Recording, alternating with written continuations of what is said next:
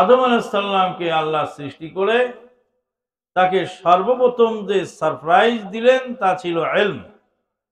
আল্লাহ পাক আদম আলাইহিস সালামকে সব বস্তুর নাম শিখিয়ে দিলেন।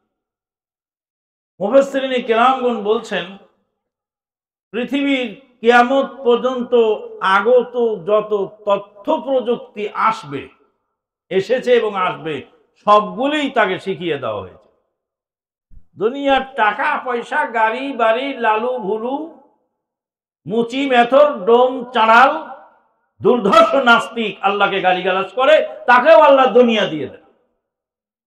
দুনিয়াটা যদি আল্লাহর কাছে মশার পাখার সমান মূল্য হতো, তো কোনো নাস্তিক কাফেরকে এক বিন্দু পানিও আল্লাহ দান করতেন না। কারণ দুনিয়াটা আল্লাহর কাছে মূল্যহীন অপদার্থ, তাই আল্লাহর শত্রুকে আল্লাহ দুনিয়া দান করে। যাবতীয় প্রশংসা সেই আল্লাহ পাকের জন্য, যিনি মানব জাতির প্রথম শিক্ষক। মানব জাতির প্রথম শিক্ষক স্বয়ং আল্লাহ পাক। আউযু বিল্লাহি মিনাশ শাইতানির রাজীম। وعلم آدم الأسماء كلها ثم عرضهم على الملائكة فقال أنبئوني بأسماء هؤلاء إن كنتم صادقين قالوا سبحانك لا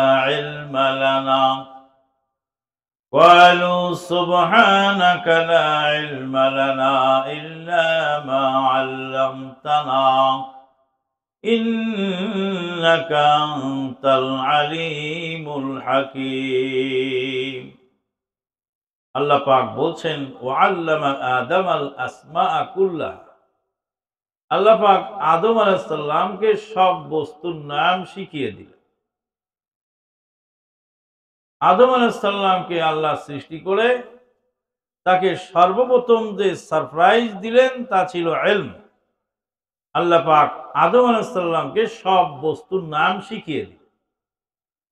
মুফাসসিরিনে কেরামগণ বলছেন, পৃথিবীর কিয়ামত পর্যন্ত আগত যত তথ্য প্রযুক্তি আসবে, এসেছে এবং আসবে, সবগুলোই তাকে শিখিয়ে দেওয়া হয়েছে।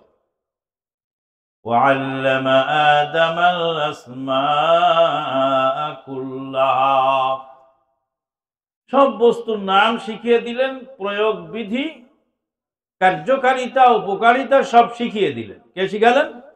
আল্লাহ। কাকে শিখালেন? আদম আলাইহিস সালামকে। কি শিখালেন? সব বস্তুর নাম এবং কার্যকারিতা শিখিয়ে দিলেন। বিসমিল্লাহির রহমানির রহিম। আর-রহমানু আল্লামাল কুরআন খালাকাল ইনসানা আল্লামাহুল বায়ান। দয়ালু দয়াময়, দয়া করে কোরআন শিক্ষা দিয়েছেন, মানুষকে সৃষ্টি করে ভাষা জ্ঞান দান করেছেন। দয়ালু, দয়া করে কোরআন শিখিয়েছেন, এই জন্য দয়ালু নাম দিয়েই আল্লাহ শুরু করেছেন। আর-রহমানু আল্লামাল কুরআন খালাকাল ইনসানা আল্লামাহুল বায়ান।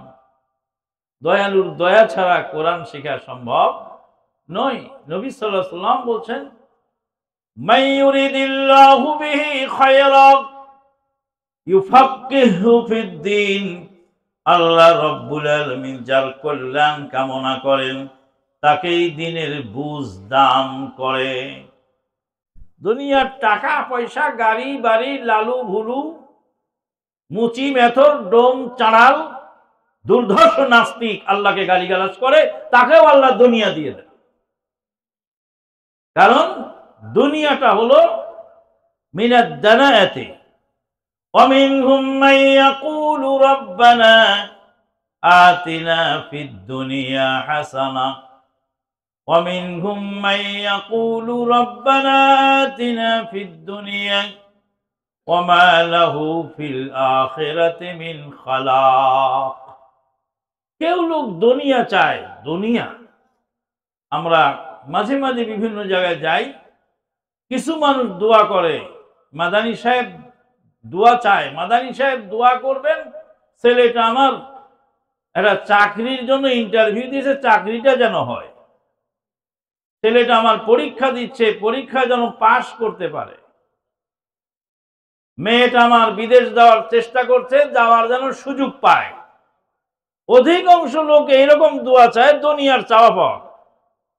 কিন্তু দুনিয়াতে ঈমান নিয়ে বেঁচে থাকবো, ঈমান নিয়ে চলে যাব, আমার ছেলেটা যেন পাক্কা মুসলিম হয়, আমার ছেলেটা যেন ইসলামী ভাবধারায় গড়ে ওঠে, এরকম দোয়া চাওয়া লোক খুব কম। রব্বানা আতিনা ফিদ দুনিয়া ওয়া মা লাহু ফিল আখিরাতি মিন খালাক। আল্লাহ বলেন যারা দুনিয়া চায় আখিরাতে তাদের কিছু নাই। ومنهم من يقول ربنا آتنا في الدنيا حسنة وفي الآخرة حسنة وقنا عذاب النار। তাদের মধ্যে কিছু লোক আছে তারা বলে দুনিয়ার কল্যাণ চাই, আখিরাতের কল্যাণ চাই। আদ-দুনিয়া মাখুদাতুম মিনাদ দানাআতি লিখিসাতিহা ওয়া রাদাআতিহা। দুনিয়াটা দানাআতুন শব্দ থেকে উৎপত্তি হয়েছে। দুনিয়া শব্দটা হলো দানাআতুন শব্দ থেকে এসেছে, আর দানাআতুন শব্দের অর্থ হলো সবচেয়ে নিকৃষ্ট কম দামা জিনিস। শাইউন দানিউন ওয়া রাদিউন, সবচেয়ে কম দামা জিনিস, লিখিসাতিহা ওয়া রাদাআতিহা, কম দামা সস্তা জিনিস হলো দুনিয়া, এই জন্য তাকে দুনিয়া রাখা হয়েছে নাম। আল্লাহর নবী বলেন, আল্লাহ পাক বলেছেন লাউ কানাতিদ দুনিয়া তা'দিলু ইনদাল্লাহি, আল্লাহর নবী বলেছেন লাউ কানাতিদ দুনিয়া ইনদাল্লাহি তা'দিলু জানাহা বাউদা ফামা সাকা কাফিরান শারবাতা মা। দুনিয়াটা যদি আল্লাহর কাছে মশার পাখার সমান মূল্য হতো তো কোনো নাস্তিক কাফেরকে এক বিন্দু পানিও আল্লাহ দান করতেন না, কারণ দুনিয়াটা আল্লাহর কাছে মূল্যহীন অপদার্থ, তাই আল্লাহর শত্রুকে আল্লাহ দুনিয়া দান করে। কথা কি বোঝা যায়? দুনিয়াতুন শব্দের আর একটা অর্থ আদ-দুনিয়া মাখুদাতুম মিনাদ দুনুবি লিদুনুবি আজালিহা, দুনিয়াটা তাড়াতাড়ি চলে যায়, এই জন্য দুনুবুন শব্দ থেকে দানা দুনিয়া শব্দটা উৎপত্তি হয়েছে। দুনুবুন মানে কোটি নিকটে, এই তো কালকে, এই পরশুদিন, এই তো আজ থেকে প্রায় 41 বছর আগে, আজ থেকে প্রায় 53 বছর আগে, আজ থেকে প্রায় 53 বছর আগে 40 পয়সা দামের একটা কায়দা কিনে আমি পড়তে গেলাম মাদ্রাসায়। কত বছর? 53 বছর আগে যে জামাটা গায়ে দিয়ে গেছিলাম সে জামাটার বোতাম ছিল না, বোতাম ছিল সিপ টিফিন লাগাই দিয়েছে। আল্লাহু আকবার। একদম চোখের সামনে ভাসছে 53 বছর কিভাবে পার হলো। আল্লাহর নবী বলেন কিয়ামতের আগে দুনিয়া এমন তাড়াতাড়ি যাবে, বছর চলে যাবে মাসের মতো, মাস চলে যাবে সপ্তাহের মতো, সপ্তাহ যাবে দিনের মতো। এই তো বৃহস্পতিবার আসলো, পরের দিন কয়েকদিন পরে আবার আরেক বৃহস্পতিবার, এইভাবে দুনিয়া চলে যাচ্ছে। প্রতিনিয়ত আপনার আমার সময় ক্ষয় হচ্ছে। বলছিলাম যে দুনিয়াটা আল্লাহ সবাইকে দান করেন। দুর্ধর্ষ কাফের বেদিন বেঈমান আল্লাহকে গালিগালাজ করে, আল্লাহ তাকেও দুনিয়া দিয়ে দেয়। কিন্তু দিনের বুঝ আল্লাহ পাক তাকে দান করেন আল্লাহ যাকে ভালোবাসেন। আল্লাহ নবী বলছেন মান আরাদাল্লাহু বিহি খায়রান ইউফাক্কিহু ফিদ্দিন, আল্লাহ যার কল্যাণ কামনা করেন তাকেই দিনের বুঝ দান করে। মক্কার মাটিতে কত লিডার ছিল, টাকাওয়ালা ছিল, শক্তিধর ছিল, মেধাওয়ালা বুদ্ধিমান ছিল, তাদেরকে আল্লাহ পাক হেদায়েত দান করেননি। হেদায়েত দান করেছেন নিরীহ সাহাবী, যাদের বাড়ি নেই, ঘর নেই, টাকা নেই, পয়সা নাই, নিজের মালিকানাও নাই।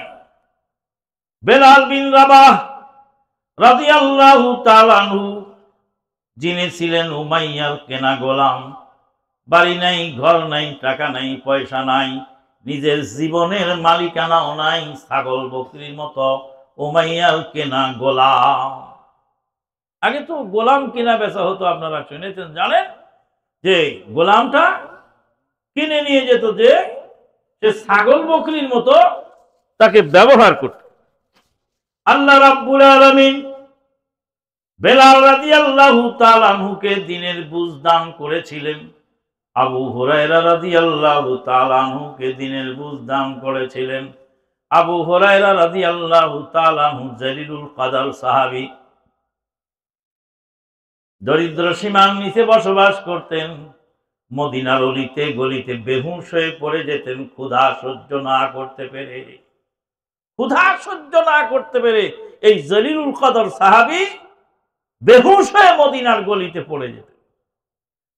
সাহাবায়ে কেরামগণ মাথায় পানি ঢালতেন, মৃগীর রোগী মনে করে। আবু হুরায়রা রাদিয়াল্লাহু তাআলা আনহু বলেন, আমার পেটের ক্ষুধার খবর তারা জানতো না, আমিও তাদেরকে কিছু বলতাম না, তারা আমাকে মৃগীর রোগী মনে করে মাথায় পানি ঢালতো, কিন্তু আসলে আমি বেহুশ হয়েছিলাম ক্ষুধা সহ্য না করতে পেরে।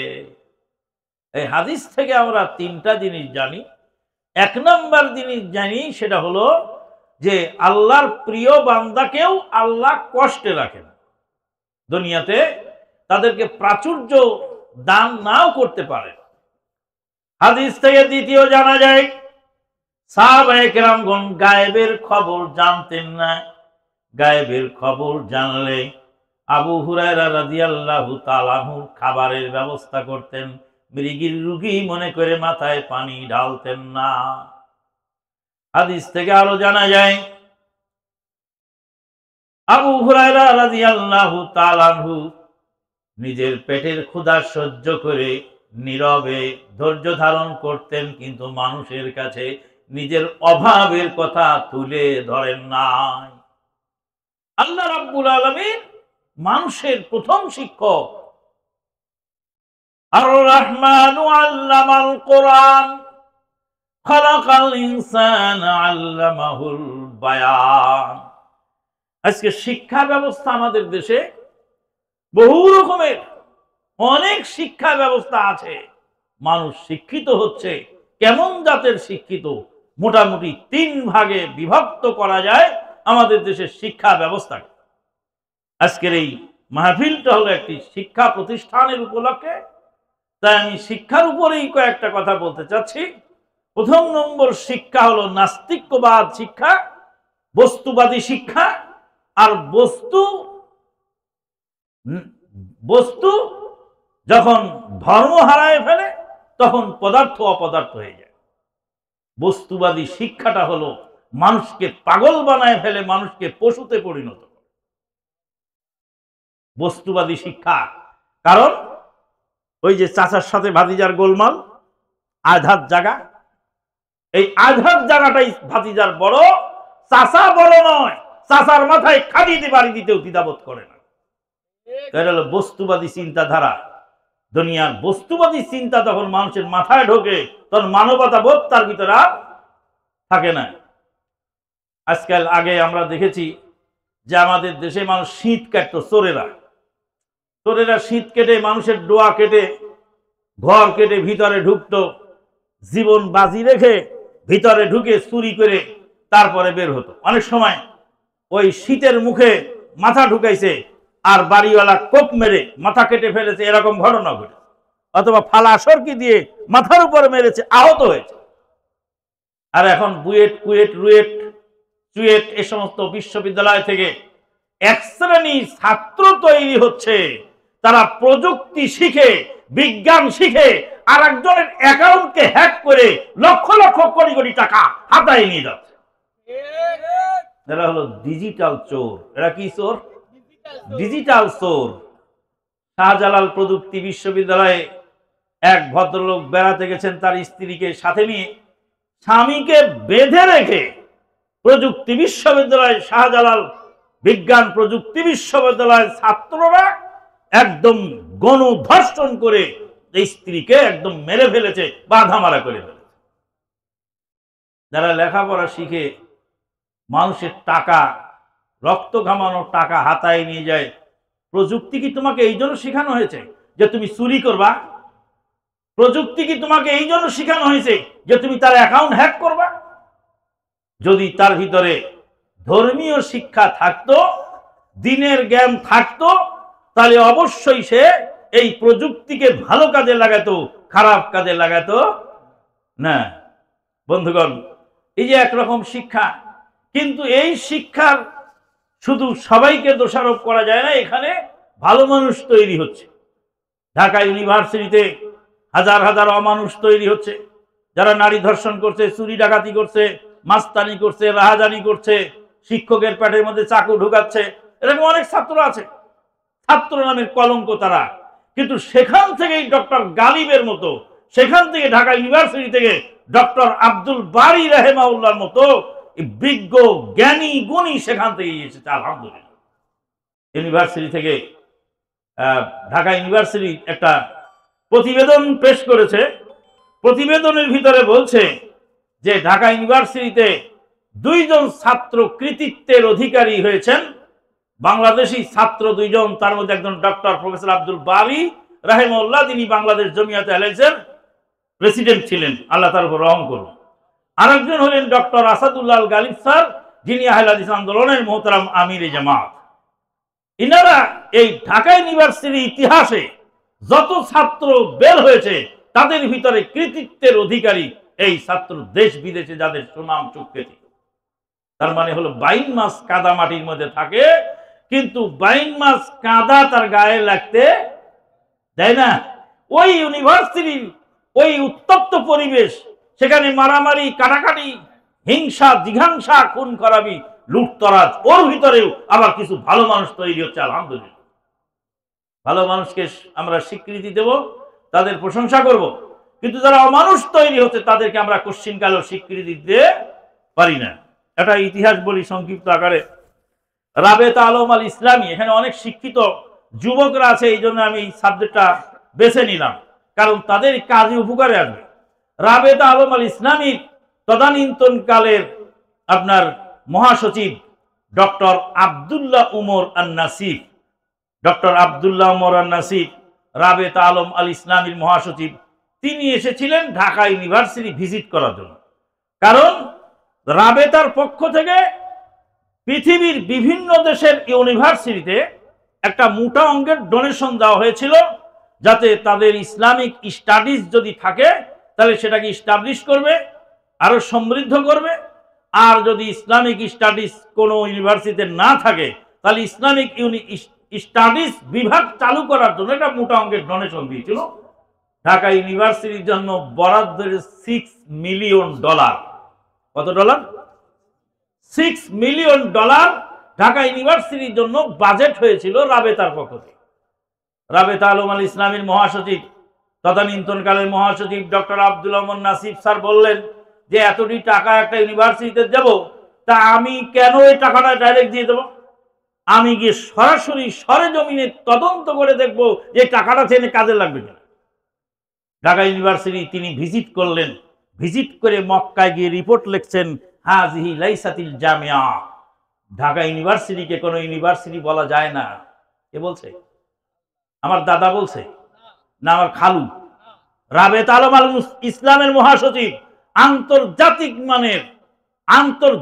মানের স্কলার, তিনি ঢাকা ইউনিভার্সিটি সম্পর্কে রিপোর্ট করছেন, বলছে হাজিহি লাইসাতিল জামিয়া, এটা কোনো ইউনিভার্সিটি নয়, বল হাযা মুআসকার, বলে এটা ক্যান্টনমেন্ট। কি বললেন? ক্যান্টনমেন্ট।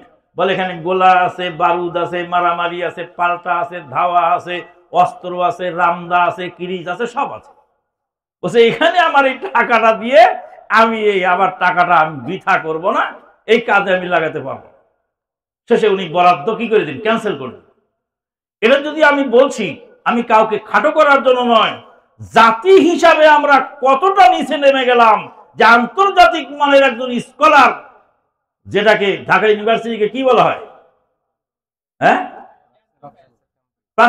প্রাচ্যের অক্সফোর্ড, প্রাচ্যের অক্সফোর্ড হিসাবে খ্যাত সেই ইউনিভার্সিটি সম্পর্কে ডক্টর আব্দুল মোমেন নাসিফের যদি এই বক্তব্য হয়, যেটা একটা ক্যান্টনমেন্ট, এর মধ্যে অস্ত্র আছে, গুলা আছে, বারুদ আছে, রামদা আছে, কিরিজ আছে, কুবাকুবি হয়, মারামারি হয়, ধাওয়া হয়, পাল্টা ধাওয়া হয়, সব হয়, এটা যুদ্ধের ট্রেনিং হয়, এটা ক্যান্টনমেন্ট, এটা ইউনিভার্সিটি নয়। সম্মানিত উপস্থিতি, শিক্ষার এই দৈন্যদশা, বিগত শিক্ষামন্ত্রী আমাদের ছেলেদেরকে কি শিখায় গেল? ব্যাং কিভাবে নাচে, কুকুর কিভাবে ডাকে, হাঁস কিভাবে প্যাঁক প্যাঁক করে, চাউল কিভাবে, কিভাবে মুড়ি কিভাবে ভাজতে হয়, ডিম কিভাবে ভাজতে হয়।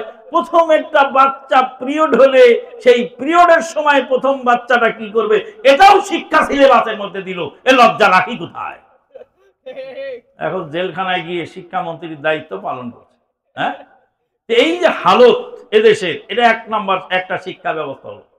আর একটা হলো মাদ্রাসা শিক্ষা।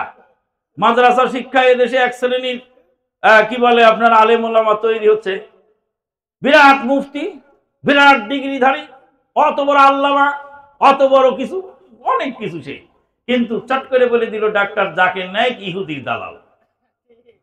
শোনা নেই, মেলা নেই, জানা নেই, শোনা নেই, বুঝা নেই, কোনো কিছুই নাই, চট করে বলে দিল ডাক্তার জাকির নায়েক ইহুদির দালাল।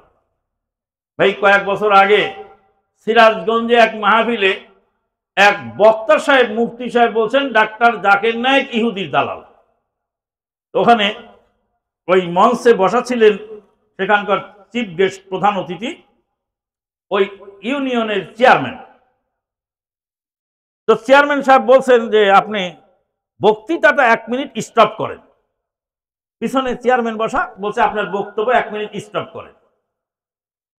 ডাক্তার জাকির নায়েক ইহুদির দালাল, আপনি কি তার বই পড়েছেন? কয় আমি এসব বাজে বই পড়ি না। আপনি কি ডাক্তার জাকির নায়েককে দেখেছেন? কয় আমি তাকে দেখি নাই। আপনি কি তার সাথে কথা বলেছেন? আমি তার সাথে কথা বলিনি। আপনি কি তার লেকচার শুনেছেন? বলে শুনি নাই। তা আপনি একটা লোককে দেখলেন না, তার সঙ্গে কথাও বললেন না, তার লেখাও পড়লেন না, তার বক্তব্য শুনলেন না, তো সেই লোক যে ইহুদির দালাল আপনি বুঝলেন কি করে? ওই যে বড় হুজুর কয়ে দিয়েছে ইহুদির দালাল, এ তো শিয়ালের মতো, এক শিয়াল কয় হুয়া, আর এক শিয়াল কয় হুক্কা হুয়া। একজন ডাক দেয় একটা বলে, এক মুফতি বেয়াদব বলে দিল ডাক্তার জাকির নায়েক ইহুদির দালাল। তোমার মতো মুফতি, যাকাত খাওয়া মুফতি ডাক্তার জাকির নায়েক নয়। ডাক্তার জাকির নায়েক একজন ডাক্তার হয়ে গোটা বিশ্বকে তাক লাগিয়েছে। তাম বিশ্বে প্রায় 3 কোটি অমুসলিম ইসলাম গ্রহণ করেছে। তাম বিশ্বে প্রায় 3 কোটি অমুসলিম ইসলাম গ্রহণ করেছে, যার দাওয়াতে তিনি একজন ডাক্তার। একজন ডাক্তার যে দাওয়াতের এত কাজ করতে পারে, এই ডাক্তার প্রমাণ করে দিয়েছে যে ইসলামের খেদমত করার জন্য মুফতি হওয়া জরুরি নয়, মাদ্রাসায় যাওয়া জরুরি নয়, জেনারেল শিক্ষিত লোকও কোরআন হাদিস চর্চা করে বলতে পারে। কথা কি বোঝা যায়? আমাকে মাদারীপুর থেকে এক ভদ্রলোক ফোন দিয়েছে, মুফতি সাহেব, গভীর রাতে ফোন দিয়ে জিজ্ঞেস, মাদানী সাহেব ডাক্তার জাকির নায়েক কি পাস? বললাম যে ডাক্তার জাকির নায়েক MBBS। আপনার সমস্যা? তো বলছে উনি MBBS ডাক্তার হয়ে উনি ধর্মের কথা বলে কেন? তো বললাম যে ইসলাম তো সনাতন ধর্ম নয় যে ঠাকুর ছাড়া পড়তে পারবে না। সনাতন ধর্মে কি আছে? ঠাকুর ছাড়া ওর ধর্ম বই কেউ পড়তে পারবে না, ওদের পূজা ঠাকুর ছাড়া হয় না। কিন্তু আমি মুসলিম, প্রত্যেক ব্যক্তি, প্রত্যেক মানুষ, প্রত্যেক জন, প্রত্যেক ছাত্র, জেনারেল শিক্ষিত, রাস্তার ধারুদার, পথের ফকির, ভ্যান ড্রাইভার, সে ইসলাম বুঝার যোগ্যতা রাখে এবং ইসলাম বুঝার ক্ষমতা রাখে। সনাতন ধর্মের সিস্টেম আছে, ঠাকুর ছাড়া হয় না। খ্রিস্টান ধর্মের পোপ ছাড়া হয় না। প্রত্যেকটা ধর্মে দালাল আছে। দালাল বুঝেন তো?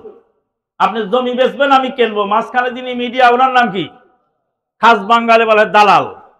আমি পাসপোর্ট বানাবো, আপনি পাসপোর্ট অফিসার, মাঝখানে যারা মধ্যস্থতা করার পাসপোর্টের দালাল। দালাল বাংলাদেশে হতে হতে এখন বাসের কি বলে যাত্রীদেরও দালাল আছে। 5 জন যাত্রী গুছায় রেখেছে, এটা ভালো বাস আসতেছে, এটা উঠায় দেব। 5 জন যাত্রী দিল, করে এই সুপারভাইজার এই 5 জন দিলাম, 50 টাকা দাও আমারে। 5 জন যাত্রী উঠায় দিয়ে ও পার যাত্রীতে 10 টাকা করে নিছে। এটা বাসেরও দালাল আছে, প্রত্যেক জায়গায় দালাল আছে। তা আল্লাহকে আমি ডাকবো, আর আল্লাহকে ডাকতে হলে যে কোনো মৌলবী লাগবে, কোনো পীর লাগবে, কোনো ঠাকুর লাগবে, কোনো পোপ লাগবে। এই যে আল্লাহ এবং বান্দার মাঝখানে যে মধ্যস্থতাকারী, এরা হলো ধর্মের দালাল। কথা বোঝা যায়? আমার সালাতের টাইম হয়ে গেল, আমি একজন মুসলিম, আল্লাহু আকবার, আল্লাহু আকবার, আশহাদু আল্লা ইলাহা ইল্লাল্লাহ, আশহাদু আন্না মুহাম্মাদার রাসূলুল্লাহ। আমি একামত দিয়ে আমার সালাত আমি আদায় করলাম। এখানে আমার সালাত আদায়ের জন্য মোল্লা লাগবে না, কিন্তু হিন্দুদের পূজা ঠাকুর ছাড়া হয় না। একা একা করতে পারে। খ্রিস্টানদের ইবাদত পোপ ছাড়া হয় না।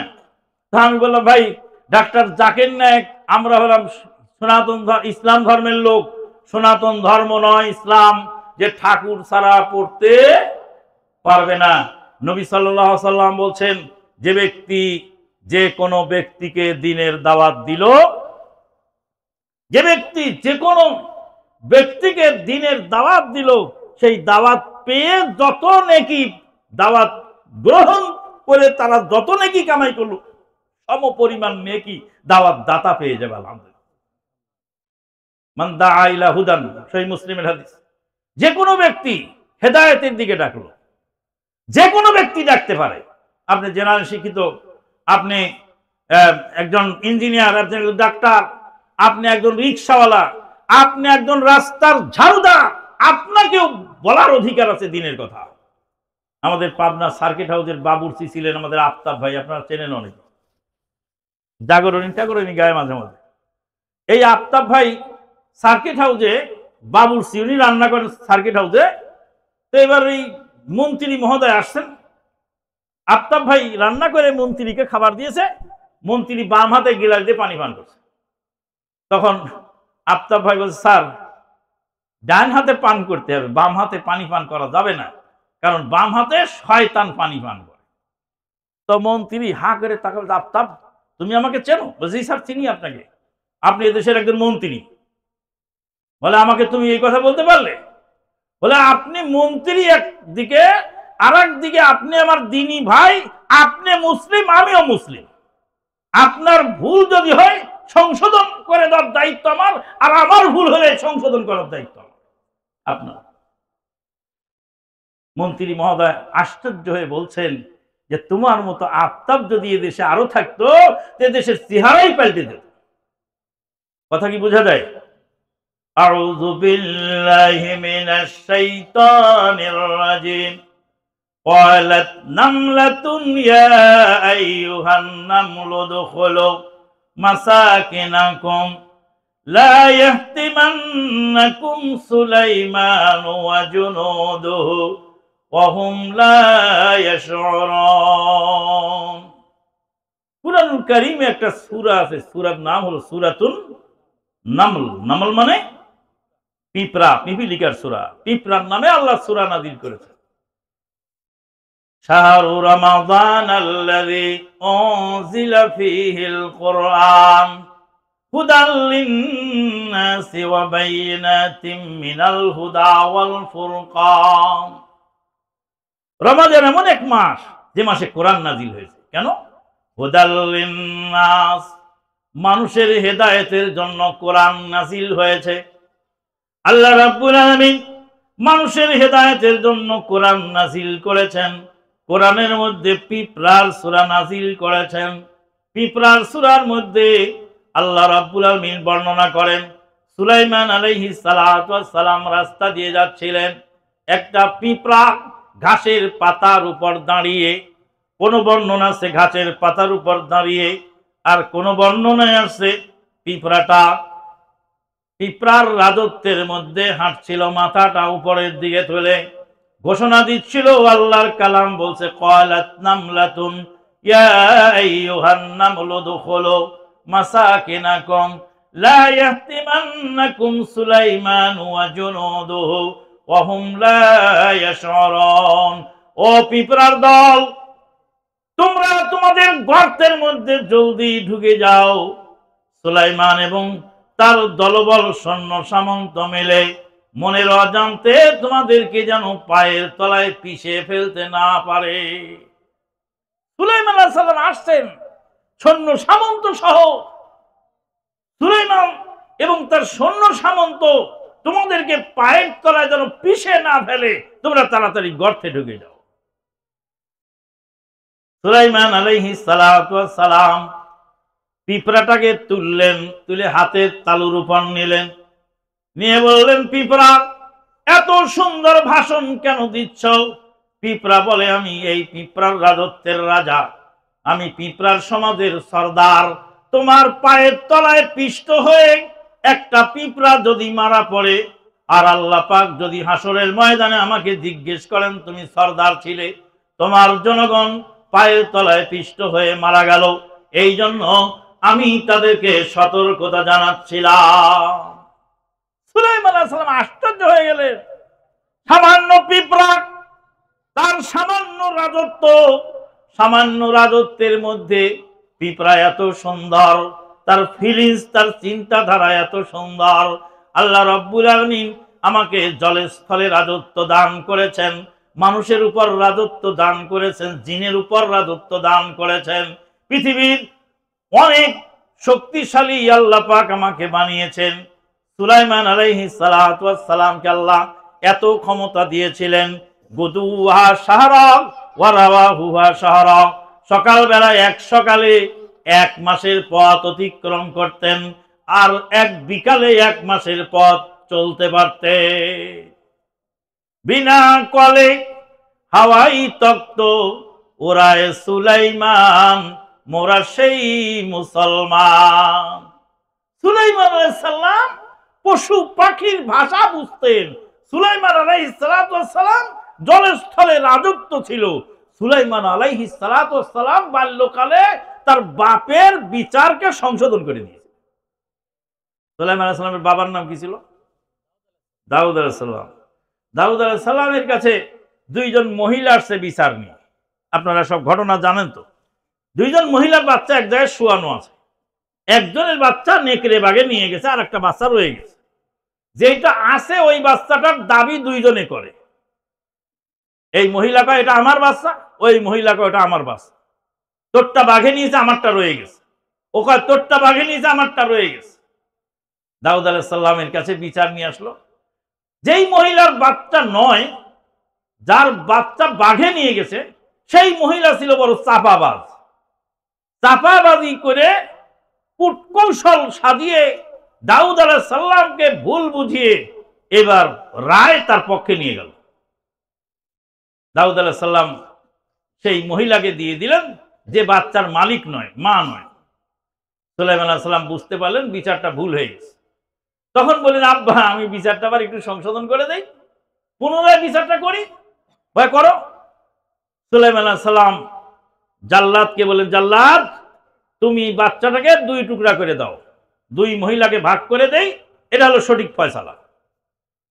তখন যে মহিলা অরিজিনাল মা, সে বলছে আমার বাচ্চার ভাগ লাগবে না, বাচ্চা ওকে দিয়ে দাও, ওর বাড়িতেই থাকুক, ওর বাড়িতেই বেঁচে থাকুক, তবু আমার কলিজার ধনটাকে কেটে 2 টুকরা করো না।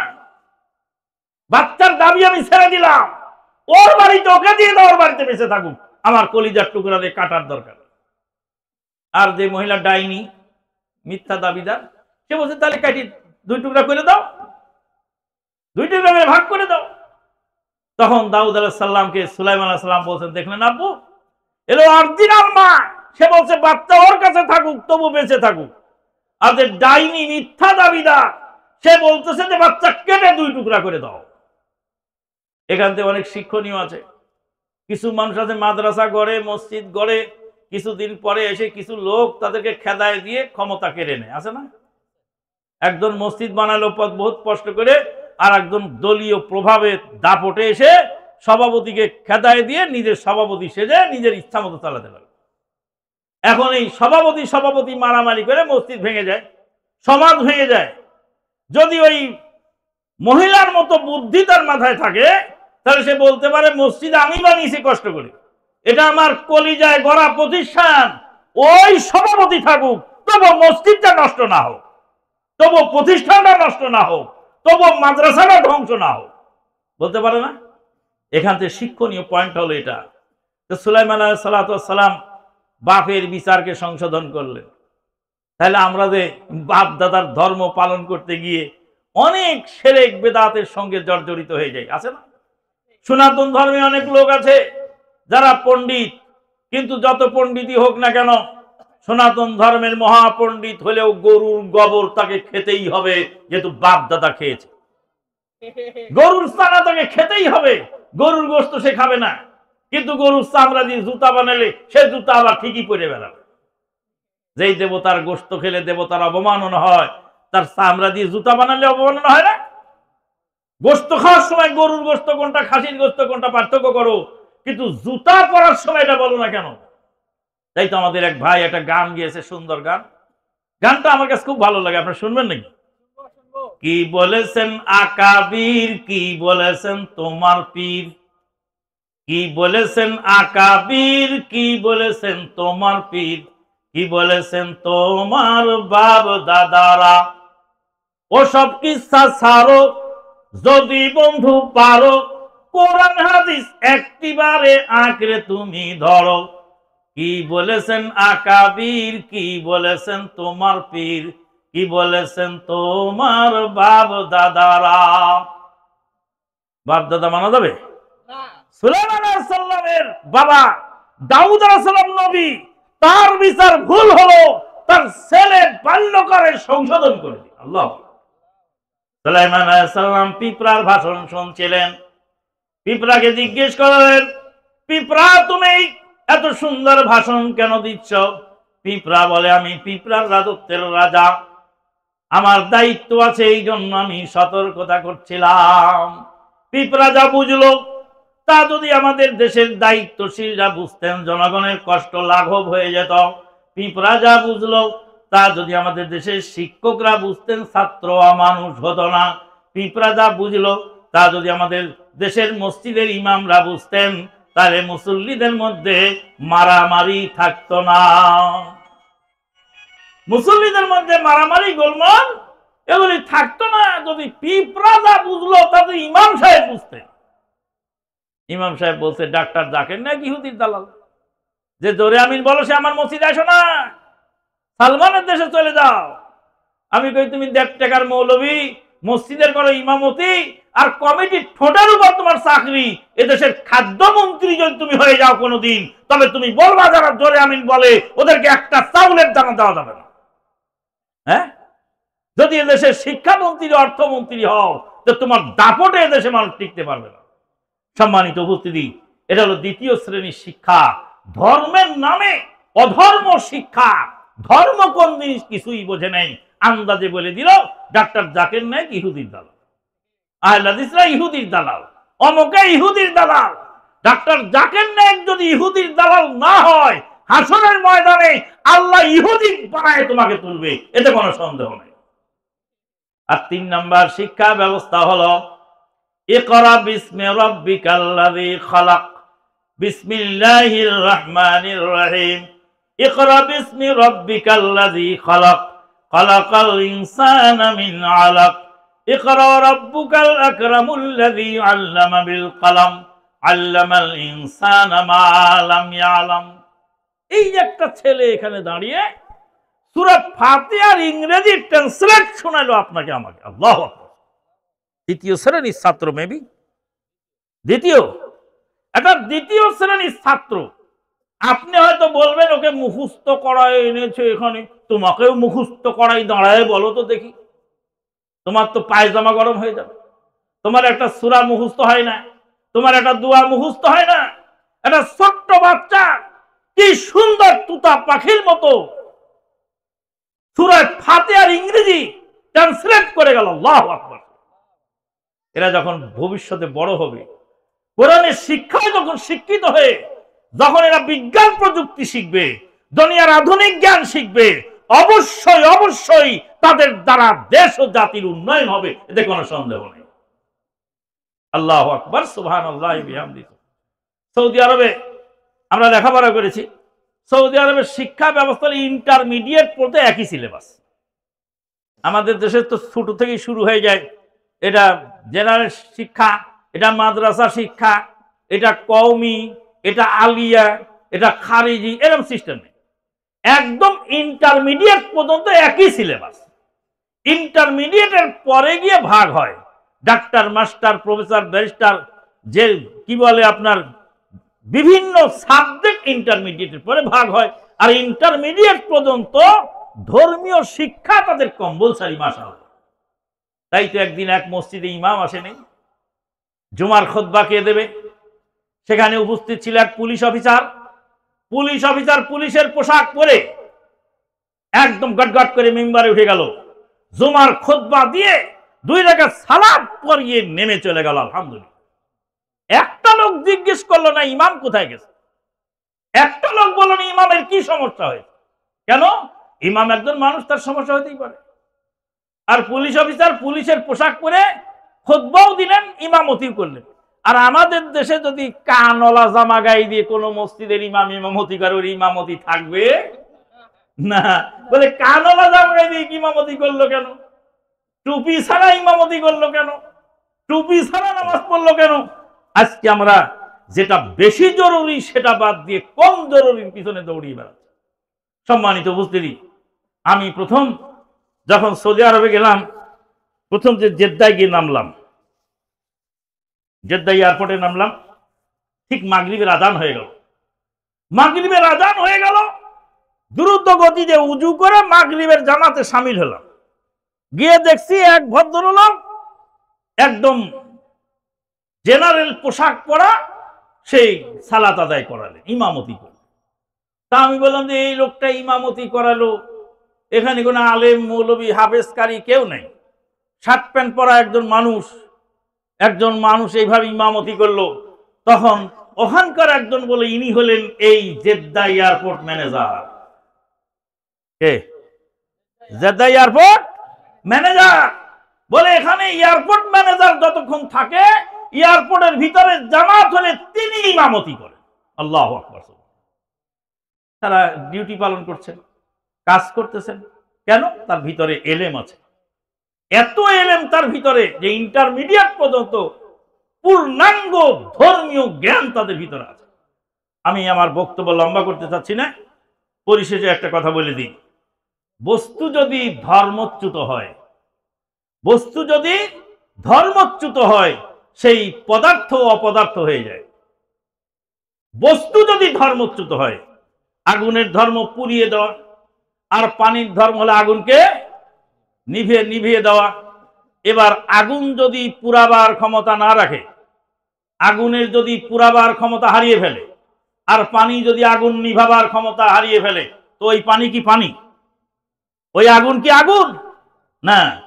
তাহলে বস্তু যখন তার ধর্মচ্যুত হয়, প্রত্যেকটা বস্তুর আলাদা ধর্ম আছে। আগুনের ধর্ম পুড়ায় দেওয়া, পানির ধর্ম নিভায়ে দেওয়া। পানি যদি আগুন নিভাতে না পারে, আর আগুন যদি পুরাবার ক্ষমতা হারিয়ে ফেলে, তো ওই আগুন যেমন আগুন নয়, ওই পানি যেমন পানি নয়। মানুষ যখন ধর্মচ্যুত হয়, তখন সে পশুতে পরিণত হয়। আউযু বিল্লাহি মিনাশ শাইতানির রাজিম। ওয়ালাকাদ জারানা লিজাহান্নামা কাসীরাম মিনাল জিন্নি ওয়াল ইনস লাহুম কুলুবুন লা ইয়াফকাহুনা বিহা ওয়ালাহুম আ'য়ুনুন লা ইউবসিরুনা বিহা ওয়ালাহুম আযানুন লা ইয়াসমাউনা বিহা উলাইকা কাল আনআম বাল হুম আযাল উলাইকা হুমুল গাফিলুন। আল্লাহ পাক বলছেন, অধিকাংশ জিন ও ইনসানকে আমি আগুন দিয়ে পুরাবার জন্য তৈরি করেছি। কেন? লাহুম কুলুবুন লা ইয়াফকাহুনা বিহা ওয়া লাহুম আ'য়ুনুন লা ইউবসিরুনা বিহা ওয়া লাহুম আযানুন লা ইয়াসমাউনা বিহা উলাইকা কাল আনআমি বাল হুম আযাল উলাইকা হুমুল গাফিলুন। অধিকাংশ জিন ইনসানকে আগুনে পুরাবো। কে বলেন? আল্লাহ। কেন আগুনে পুরাবো? লাহুম কুলুবুন লা ইয়াফকাহুনা বিহা তাদের রয়েছে হৃদয়, হৃদয় দিয়ে হৃদয় অঙ্গম করে না। ওয়ালাহুম আয়ুনুন লা ইউবসিরুনা বিহা ওয়ালাহুম আযানুন লা ইয়াসমাউনা বিহা। চোখ দিয়েছি, চোখ দিয়ে ভালো মন্দ বিবেচনা করে না। কান দিয়েছি, কান দিয়ে ভালো মন্দ বিবেচনা করে না। তাদেরকে জাহান্নামের খড়ি বানানো হবে। উলাইকা কাল আনআম, তারা হলো চতুষ্পদ জানোয়ারের মতো। বালহুম আযাল, তার চেয়ে নিকৃষ্ট। বলবেন আল্লাহ বানালেনই বা কেন, আর আল্লাহ পুরাবেনই বা কেন? কেন তো আল্লাহকে বলা যায় না। আপনি ধান লাগালেন, ধান, ধানের গাছে ধান হলো, আবার কিছু চিটাও তো হয় নাকি? চিটা কোথায় হয়? ধানের গাছে। আর ধান কোথায় হয়? ধানের গাছে। চিটা আর ধান দুইটা কি একরকম না দুই রকম দেখা যায়? দুইটা একই রকম দেখা যায়। দুইজনের বাইরের গেটআপ এক, কিন্তু ভিতরে দানা পানি নেই, সেটা চিটা। দানা পানি না থাকার কারণে আপনি ধান লাগালেন যত্ন করে, এবার ধান হলো, ধানের গাছের ধান হলো, চিটাও হলো। চিটাগুলিকে আলাদা করে ফেললেন আর ধানকে আলাদা করলেন। ধানকে যত্ন করে শুকিয়ে গোলায় তুলে রাখলেন, আর চিটা নিয়ে গেলেন চুলার পরে আগুন দিয়ে পুরাবার জন্য। তা আপনি ধান লাগালেন, আপনি চিটা পুরান, কারণ ওর ভিতরে চাল খাওয়ার জন্য ধান লাগিয়েছিলেন। চাল হয় নাই, দানা হয় নাই, ওটাকে পোড়াতে হবে, ওটাকে আর রাখা যাবে না। আল্লাহ পাক মানুষকে খেলাফতের দায়িত্ব দিয়েছেন, মানুষকে খলিফা হিসাবে বানিয়েছেন। খেলাফতের দায়িত্ব সে পালন করলো না। খেলাফতের দায়িত্ব পালন না করার কারণে সে পশুত্বে পরিণত হলো। এই পশুগুলিকে আল্লাহ পুরাবেন, তাই আল্লাহ পাক বললেন উলাইকা কাল আনআম বাল হুম আযাল উলাইকা হুমুল গাফিলুন।